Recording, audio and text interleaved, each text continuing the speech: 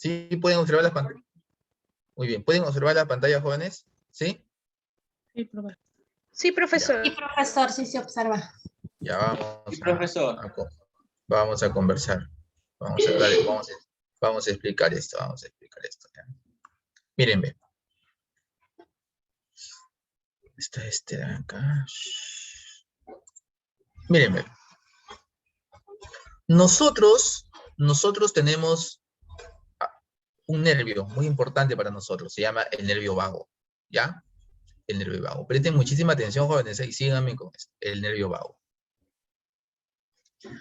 ¿Qué sucede, por ejemplo, chicos, cuando, por ejemplo, uno empieza, digamos, a sentir el aroma de los alimentos, o empieza a pensar en el alimento? Automáticamente no dice, ay, mi estómago está rugiendo, ¿no? Porque se empieza a formar el ácido, ¿no? Cada vez que tú empiezas a pensar en un alimento, ¿o no? Sí. Ya llega la hora de tomar desayuno, ya llega la hora de almorzar, ¿no es cierto? Y automáticamente el hecho de pensar que ya va a llegar la hora de almorzar, automáticamente tu estómago empieza a sintetizar el ácido clorhídrico. Cuando tú observas el alimento, estás observando también, ¿no? Hace que el sistema digestivo empiece a sintetizar el ácido clorhídrico. Cuando empiezas a percibir los aromas de los alimentos, también empiezas, ¿no es cierto?, el organismo empieza a sintetizar el ácido clorhídrico. ¿Se entendió o no? ¿Y qué sucede ahí? ¿Qué está pasando? En esos momentos, cuando tú estás pensando, oliendo y todo lo demás, estás activando el nervio vago. Aquí hay un nervio vago, ¿sí? Un nervio vago, ¿sí? Escúchenme muy bien, jóvenes, hay un nervio vago, ¿sí? Este nervio vago automáticamente activa la acetilcolina, activa la gastrina, activa la histamina. ¿Para qué? Para que se dé todo este proceso, y al final yo tenga el ácido clorhídrico. Eso se realiza en milésimas de segundos. El nervio vago, que tú lo activas o tú le estimulas por esos, valga la redundancia, por esos estímulos de ver el alimento, de pensar en el alimento, de oler, de percibir los aromas de los alimentos, tú estás activando el nervio vago. Este nervio vago automáticamente en milésimas de segundo activa acetilcolina, activa gastrina, activa histamina. ¿Para qué? Para realizar todo este proceso y automáticamente tenga al final el ácido. ¿Se dan cuenta que eso se realiza en una milésima de segundos o no? Rápido. Sí. Es rapidísimo. ¿Hasta ahí se entendió? ¿Dudas? ¿Hasta ahí están entendiendo o no? ¿Están entendiendo? Sí, profesor. Sí, profesor. ¿Se dan cuenta que el responsable de todo es el nervio vago? Porque él es el que está activando a estos neurotransmisores, acetilcolina, gastrina, histamina. Y estos, acetilcolina, gastrina e histamina, estos cada uno por una vía diferente empiezan a estimular toda esta secuencia de reacciones para que al final nosotros podamos obtener el ácido clorhídrico. Eso es lo que ocurre de manera normal, de manera fisiológica. ¿Sí? ¿Ya, jóvenes? Bien. Entonces, se activa nervio vago, activa acetilcolina, activa gastrina, activa histamina, y se empieza a realizar todas estas secuencias de reacciones químicas. Profesor, ¿y cómo actuaría ahí el omeprazol? Bloqueando esos receptores de la histamina. Ya, a eso voy ahorita, escuchen, a eso voy a explicar ahorita, ¿ya? Escuchen, miren. Entonces, ¿qué sucede? ¿Qué sucede? Sucede lo siguiente. Sucede lo siguiente, ¿ya? Yo necesito obtener, para formar el ácido clorhídrico, ¿yo qué necesito?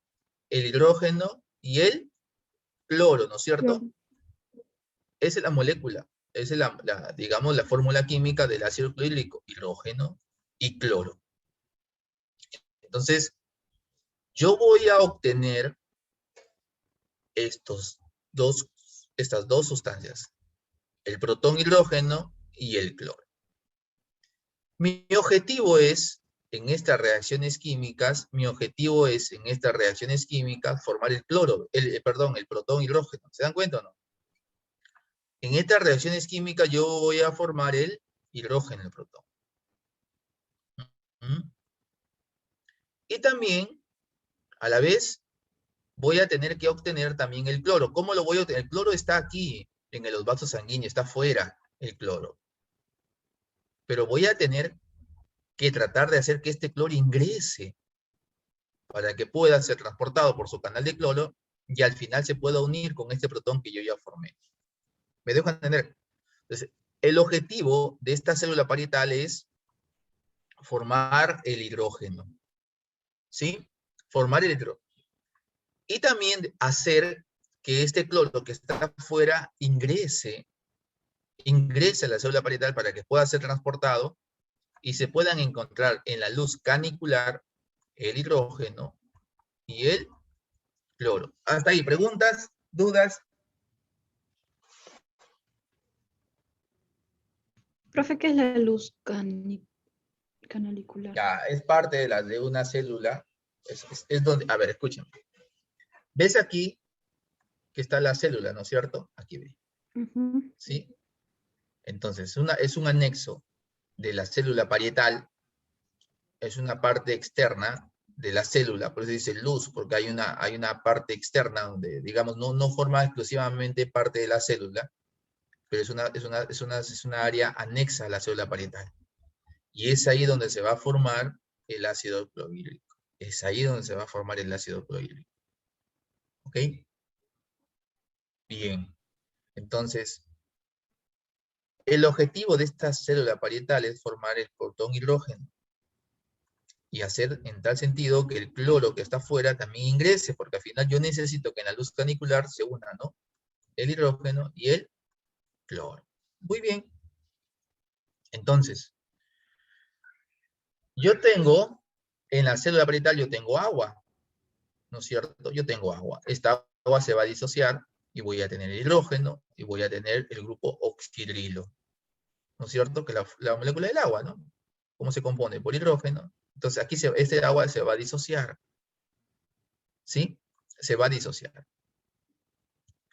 Esta agua, o el grupo, este grupo oxidrilo va a reaccionar, ¿sí? Con el anhídrido carbónico, ¿sí? Para formar el bicarbonato.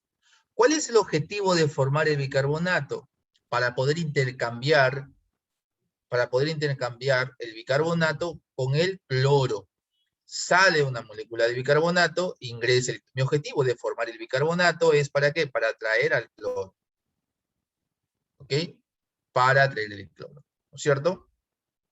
Entonces, este dióxido de carbono también reacciona con esta enzima que es la anidrasa carbónica. ¿Sí? Y forman el anhídrido carbónico. Este anhídrido carbónico al final se va a disociar. Voy a tener el hidrógeno y por otro lado voy a tener bicarbonato. ¿No es cierto? Que también al final se va a intercambiar por un ion cloro, en este caso. ¿Cierto? Entonces mi objetivo de esta célula parietal es formar el hidrógeno, ¿sí? Formar el hidrógeno y formar el bicarbonato para intercambiar con un cloro, porque yo necesito que en esta célula parietal se una el hidrógeno con el cloro. Ahora, este hidrógeno que está aquí va a tener que ser expulsado a la luz canicular. Y este hidrógeno que observan aquí va a ser expulsado mediante ¿qué? Mediante una bomba, una bombita que observan aquí, ven aquí, la bombita de protones. La bomba de protones. Esta bomba va a expulsar a este hidrógeno. Sale el hidrógeno. Y estos canales que están aquí, son los canales para el cloro. El cloro va a tener que salir, pero para que el cloro ingrese aquí y pueda ser expulsado, yo necesito formar el bicarbonato. Sale una molécula de bicarbonato e ingresa el cloro. Entonces, ¿cuál es el objetivo de la célula parietal? Formar hidrógeno para que sea expulsado por la bomba de protones y formar bicarbonato para intercambiar con el cloro, y este cloro pueda ser expulsado, en este caso, por los canales de cloro, y al final se puedan unir en la luz canicular. Preguntas.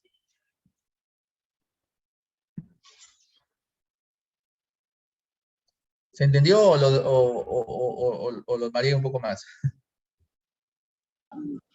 Profesor, tengo una pregunta. Entonces, bueno, se sabe que el omeprazol bloquea la bomba de protones. Eso significa de que el cloro pasa normal a la luz canalicular, pero el hidrógeno no.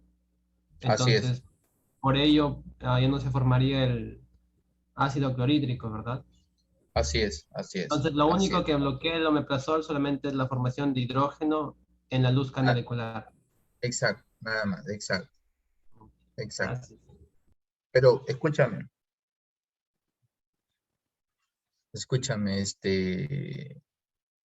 Ronaldo. ¿El bicarbonato se va a seguir formando o no? Bueno, ya no. Oh, sí. Sí se va a formar porque el hidrógeno se va a quedar en la célula parietal. Se va a seguir formando esto. Cuando tú dejes de tomar omeprazol,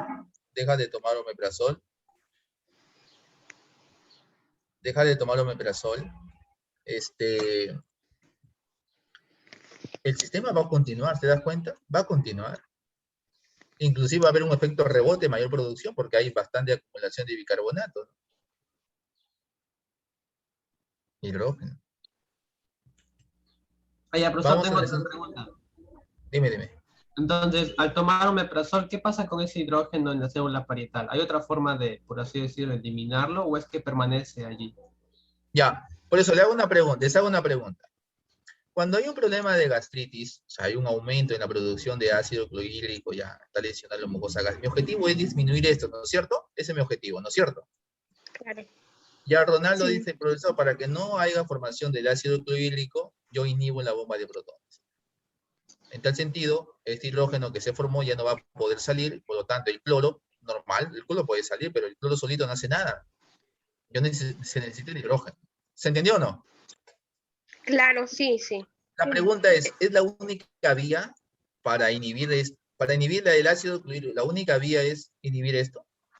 A ver, pensemos No. ahí. ¿Qué más podemos hacer? Inhibir los receptores. Muy bien, muy bien. Porque usted me está explicando, profesor, quién es el responsable de todo esto, son estos que están Son aquí, los ¿o no? Claro, porque los ellos receptores. inician. Exacto. Usted me está diciendo, profesor, que estos son los que se están estimulando, estos, ¿no?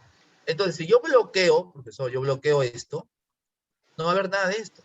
¿Sí o no? Claro, no va a haber ni Así es. carbonato, ni hidrógeno. Exacto, nada. ¿Y existirán algunos medicamentos que bloqueen estos? Claro. Sí hay. ¿Cuál? La histamina, Tilcomina. los...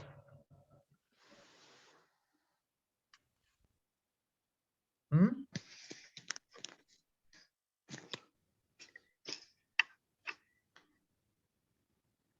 ¿Qué medicamentos?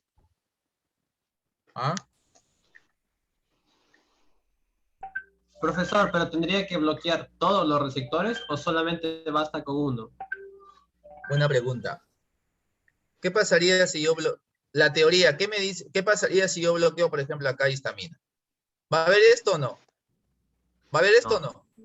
No. Sí, pero en menos cantidad. Porque al final, estos dos están Sus receptores. activando. Exacto. Claro, O sea, sus receptores están activos. exacto. O sea, al final va a haber producción de ácido clorhídrico, pero en menor cantidad. Porque no solamente he eliminado de manera parcial un receptor, un neurotransmisor, en este caso la histamina. ¿Y qué medicamentos bloquean la histamina, chicos? La ranitidina, profesor. Muy bien, la ranitidina. La ranitidina es un antihistamínico de H2. Ojo, no se confundan con los antihistamínicos H1. Los H1 están a nivel de vías respiratorias. Nuevos, José. Y los H2 están a nivel de sistema digestivo, no se equivoquen. ¿Ya? En el examen no se vengan a confundir. ¿Ah? La ranitidina efectivamente me bloquea esto que está aquí. Quiere decir que me va a bloquear de manera parcial la producción del ácido clorhídrico, ¿no? Y les hago una pregunta. En todo caso, ¿quién sería más potente? ¿El omeprazol o la ranitidina? Sí. La ranitidina. Miren su lógica. ¿Quién sería más potente? Ranitidina.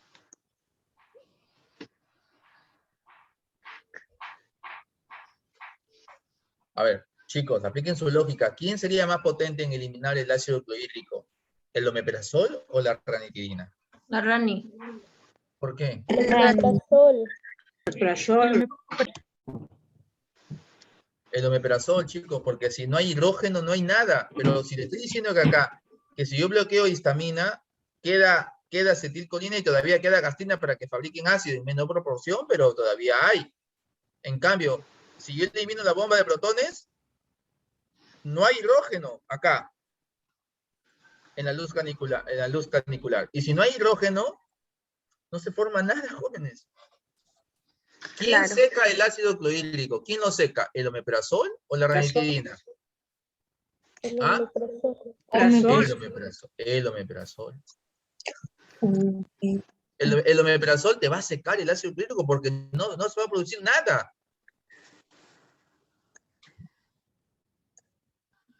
¿Sí, jóvenes?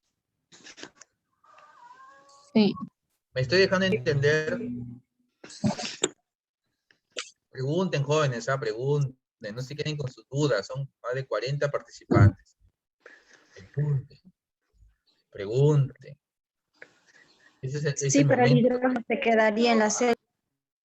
¿Cómo? ¿Cómo dicen, jóvenes?